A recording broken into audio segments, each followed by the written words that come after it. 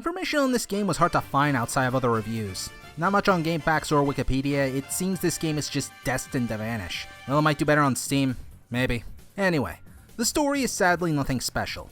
Basically, monsters called Gigants have devastated most of the world, but people have things called Yorigamis that grant them magical weapons and abilities. Throughout the game, you control at least 3 people at a time, each with their own main character, and go through their stories over time as the plot advances. The main issue I have is not only is this a story where I already saw most of this stuff before, but it does very little to change from some archetypes. Plus, most characters are assholes, some for good reasons though, take it a bit too far, and others are just plain old assholes. You're an asshole, you're an asshole, you're a big asshole, you are a scum asshole, and you... Actually, Connor, I like you. But none of you will be the entertaining asshole like Jade Curtis. Gameplay is kinda interesting at first, and slowly eases you into the mechanics. Slowly being the key word. Battles have slightly moving pictures of the characters and monsters in 3-on-3 combat, and actions are reliant on the AP in the top corner. AP is the key to surviving as it's the only way to use abilities. From there, it's a matter of customizing each button sets for characters, and picking what attacks will work more efficiently. For instance, archers are good at knocking out aerial foes, Shine is spectacular against the undead, but crap against anything else, etc. It's the difference between slaughtering foes, or making battles needlessly drag out. You also have to be careful of enemy types on the field, for depending on their color, fights can either take less AP, or drain it really damn fast. However, this doesn't affect spoils gained in fights. You also don't gain experience through combat either. Rather, you upgrade through using items gained from defeating foes. This in turn can be used to gain items from item trees, seeds to level up, and focus to learn passives and techniques. It's overall fairly decent and it seems like challenge would be a thing, except it isn't. See, the key to breaking the game is to mostly focus on the main hero of each story.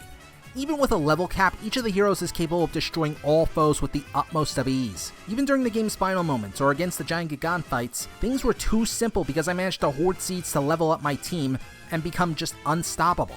This is not a game made for veterans of RPGs. There's also parasitism, where the characters can enter a mode entered after a certain amount of turns have passed. It might seem like a gamble at first, but it's one of the most broken things. Sure, it costs HP instead of AP, however using food items, you can just heal a ton of HP just spent in that same turn. There's also the special move called Burst Mode, where you play a rhythm game that transforms the main character into a monster temporarily to pour loads of damage. This can be overkill depending on what move you want to spam and how much you can get into the beat. The songs are good at least, and while the animation is beautiful and pretty, well, battles still take place like this. Not very exciting honestly, especially with the easy gameplay. The dungeons are also okay, but repetitive in design and just blends in after a while. Though some puzzles are fairly decent and the challenges grow gradually, it's still pretty easy. The game lasts about 20 to 30 hours, so don't expect much in terms of bonus content either. Hell, beating the game actually unlocks an easier mode where enemies don't do any damage, which is just laughable to me considering how much I curb stomp every freaking boss. The final verdict is a set of training wheels. For someone like me, this game doesn't do much as it's far too easy. Games like Persona Q offer a much more satisfying experience, despite how bullshit that game can be with spell costs. However, if you or have a friend wanting to get into RPGs, then Gigant just might do the trick. I'm the smartest moron, and, well, I think I need a break from apocalyptic games. Could be worse. This could be another zombie game. Thanks for tuning in for another quick review. If you want to, you can check out the last quick review on Digimon Story Cyber Sleuth. Finally, a freaking good Digimon game! Yeah, I know everyone likes Digimon World 1, but I really hated that. Or you can check on your right for a new episode of Saviors of the Tale, featuring Homura of Senran Kagura as I analyze the story and plot. And this one actually takes a bit over 20 minutes. Look, I had a lot to say about it. At any rate, be sure to like, comment, share, and subscribe for more videos. Maybe even support my Patreon. And I'll see you in the next video. Take care.